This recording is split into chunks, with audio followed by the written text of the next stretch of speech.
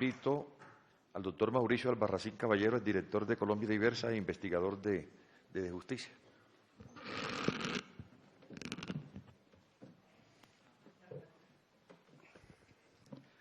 Honorables magistradas y magistrados, dedicaré mi intervención a contestar la pregunta 1 y pregunta 4 de esta honorable corporación. La orden quinta de la sentencia C-577 establece que, comillas, las parejas del mismo sexo podrán acudir ante juez o notario juez competente para formalizar y solemnizar su vínculo contractual.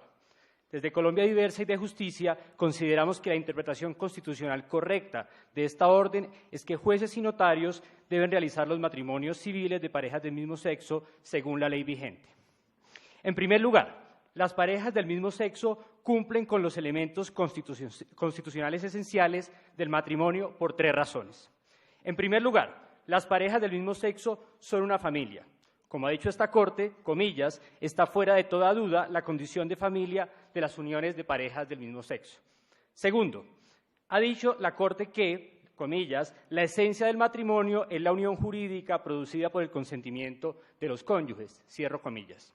Las parejas del mismo sexo son capaces de crear familia a partir de su conocimiento, de su consentimiento expresado frente al Estado, y éste tiene la obligación de reconocer la familia y, como ha dicho esta corporación, y de no imponer obstáculos a las personas por haber optado por un tipo de familia y no por otro. Además, las parejas del mismo sexo comparten con las parejas heterosexuales las finalidades del matrimonio: vivir juntos, procrearse y auxiliarse mutuamente. Sobre la procreación es importante recordar que la Corte señaló que es una posibilidad, no una obligación. Posibilidad a la que también pueden acudir las parejas del mismo sexo, las cuales tienen hijos biológicos o adoptivos. En tercer lugar, decir que la heterosexualidad es un elemento esencial del matrimonio es inconstitucional. Primero, porque nuestra Constitución menciona el matrimonio heterosexual, pero no prohíbe el matrimonio de parejas del mismo sexo. En palabras de esta Corte, lo constitucionalmente garantizado no agota lo constitucionalmente admisible. Para dilucidar si las parejas del mismo sexo tienen derecho al matrimonio, es indispensable usar la interpretación evolutiva de la Constitución. Por esta razón, la existencia de sujetos igualmente dignos que los heterosexuales, que reclaman la inclusión en el matrimonio, es un hecho social que esta Corte no puede desestimar. Y en segundo lugar, existen normas jurídicas vinculantes que establecen el derecho al matrimonio sin discriminación alguna, como lo es el artículo 17 de la Convención Americana, interpretado a la luz del artículo 24 de este mismo tratado. En segundo lugar, ¿qué tipo de protección jurídica debe brindar el contrato formal y solemne que ordenó la Corte? Primero, la unión marital de hecho no supera el déficit de protección. Por el contrario, se trata de una institución diferente con mayor nivel de formalidad. Pero tampoco es aceptable una escritura pública que quede un contrato innominado y que materialmente sea en realidad una unión marital de hecho, como los 180 contratos innominados que nos acaban de nombrar. Actualmente, cuando una pareja del mismo sexo va a una notaría a hacer una unión marital de hecho, les ofrecen un contrato solemne. Y si van a hacer un matrimonio, les ofrecen lo mismo, siguiendo los formatos elaborados por el Colegio de Notarios. Con lo cual se desnaturaliza tanto la unión marital de hecho como el matrimonio, y además se ha generado una confusión sin precedentes. Segundo, este contrato debe proteger a la familia de parejas del mismo sexo. Es una obligación que se emana de la sentencia y del inciso segundo del artículo 42 que establece el Estado garantiza la protección integral de la familia. Por tanto, no se trata de cualquier protección, ni de una protección inferior, todo lo contrario. El Estado debe brindar una protección cierta, completa y coherente a este tipo de familias y sus hijos. Y tercero, debe cumplir con los requisitos de ser un contrato solemne y formal hecho ante un juez o notario competente. Ahora bien, es evidente que existen 2 interpretaciones posibles de este conjunto de elementos. O bien la Corte autorizó la creación de contratos innominados y atípicos para las parejas del mismo sexo, o bien la Corte autorizó la celebración del matrimonio, contrato ya existente en el ordenamiento, atendiendo a las reglas del Código Civil en lo relativo a la formalidad, la solemnidad, el trámite, los efectos y los funcionarios competentes. Paso a demostrar que el único contrato existente en el ordenamiento jurídico capaz de superar el déficit de protección es el matrimonio. El matrimonio es es el único contrato con capacidad de dar origen formal a una familia según las normas imperativas o de orden público. A pesar de que la sentencia C-577 y el mismo Código Civil se refiere a la expresión contrato, se trata de un contrato, como lo ha dicho la doctrina, excepcional, que no está sujeto a las mismas normas del derecho privado. El matrimonio, al tener la triple condición de contrato, institución jurídica y derecho fundamental, reviste un carácter excepcional porque crea y protege a la familia, contiene elementos emocionales y simbólicos que no posee ningún otro contrato, modifica el estado civil, genera efectos personales inmediatos y crea derechos y obligaciones entre los cónyuges y una relación especial con el Estado. La Corte Constitucional no autorizó la creación de un nuevo contrato, como se puede ver de la literalidad de la orden, ni tampoco la creación de contratos familiares sui generis que reglamenten caso por caso según las necesidades y conveniencia de la pareja del mismo sexo. Con ello se negaría el carácter de orden público de las normas de familia.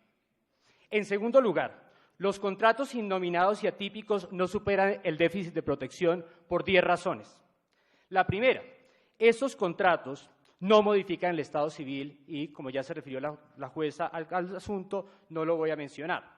Solo quisiera mencionar que el estado civil es la materialización de un derecho fundamental, que es el derecho a la personalidad jurídica. Y las parejas del mismo sexo también tenemos derecho al estado civil y al derecho a la personalidad jurídica. No se puede privar a un grupo sobre pretexto de que no existe ley aplicable al estado civil. Y en el ordenamiento actual, el cambio en el estado civil se define por la formalidad de haber contraído matrimonio, que es taxativa. Por lo tanto, como no modifica el estado civil, no es posible ser registrado. Ninguno de los contratos innominados está registrado, solo están registrados los matrimonios, como uno de los casos que ustedes tienen para revisión. Tercero, las parejas del mismo sexo que buscan fijar residencia o establecer la nacionalidad en otros países, bien sea por la voluntad propia o en condiciones de asilo o refugio, no podrán hacerlo con contratos distintos al matrimonio. Un contrato solemne es una figura sin equivalente en el derecho internacional privado, como lo establece el convenio del 14 de marzo del 78, y no es reconocido por terceros países para efectos migratorios. Esto podría traer como consecuencia que en países que tienen matrimonio igualitario, las parejas del mismo sexo no podrán fijar residencia ni migrar a estos países y ellas y sus hijos tendrían un déficit de protección internacional. En otras palabras, la única institución que puede viajar de un país a otro es el matrimonio. Cuarto, al privar del nombre matrimonio al contrato para proteger a las familias de parejas del mismo sexo, se les priva de otro nombre jurídico relevante, el de cónyuge. La expresión cónyuge funciona como un hipervínculo que conecta de forma sistemática y completa el ordenamiento jurídico con el fin de asignar derechos y deberes. Por ejemplo, la afiliación en salud, pensión de sobreviviente y los demás que esta Corte ya ha estudiado. La discusión sobre el nombre de las instituciones jurídicas es también una discusión sobre los efectos concretos de esas palabras y los daños que se producen cuando a situaciones iguales se les llama de maneras distintas. Quinto, un contrato innominado y atípico no establece una sociedad conyugal y no tiene efectos en los regímenes de sucesiones. Este tipo de contratos no tiene ningún efecto en crear un régimen común de bienes, ni en las reglas de constitución y exclusión del haber social, la disolución, entre otras situaciones previstas en el Código Civil. Sexto, tampoco establece deberes específicos de los cónyuges que son indispensables para garantizar la vocación y permanencia y auxilio mutuo. El Código Civil establece que los cónyuges tienen obligaciones y deberes morales en relación con el lugar de habitación y residencia.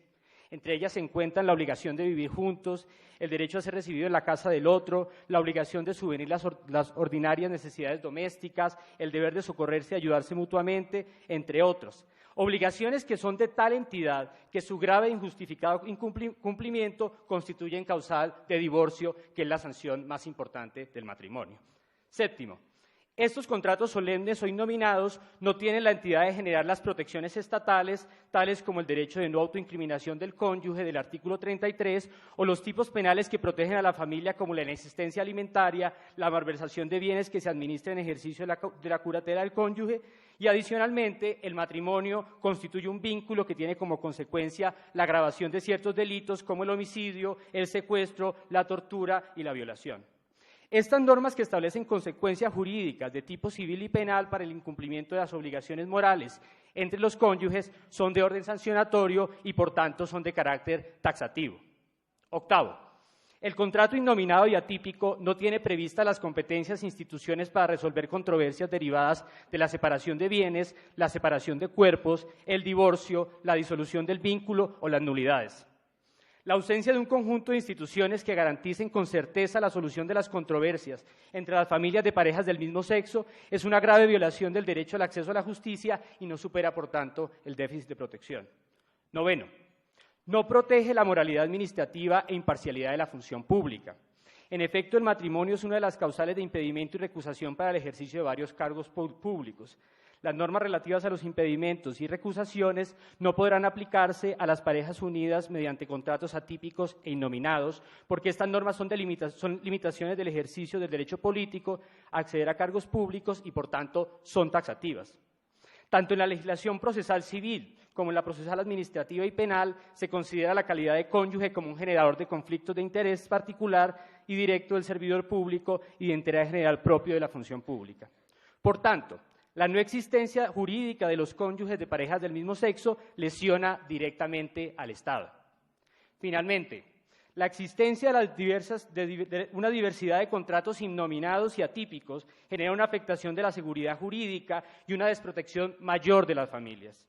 Las múltiples interpretaciones que son susceptibles de derivarse de la parte resolutiva de la sentencia C-577 han favorecido el surgimiento de obstáculos legales en la protección de las familias de parejas del mismo sexo, quienes carecen de certeza en relación con las obligaciones y derechos derivados del vínculo jurídico. Mantener la existencia de contratos atípicos o innominados podría seguir generando una constante incertidumbre sobre la aplicación de las normas de protección de la familia, ya que, como se ha argumentado, un juez responsable o un notario debe hacer el contrato civil de matrimonio para garantizar el principio de seguridad jurídica para las parejas que conforman una familia.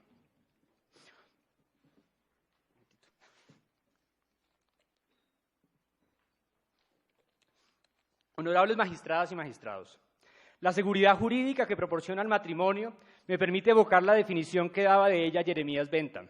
Cito: gracias a la seguridad jurídica podemos prever el futuro y, por tanto, tomar nuestras propias decisiones para él. Es la base en la que descansan los planes, el trabajo y todo ahorro.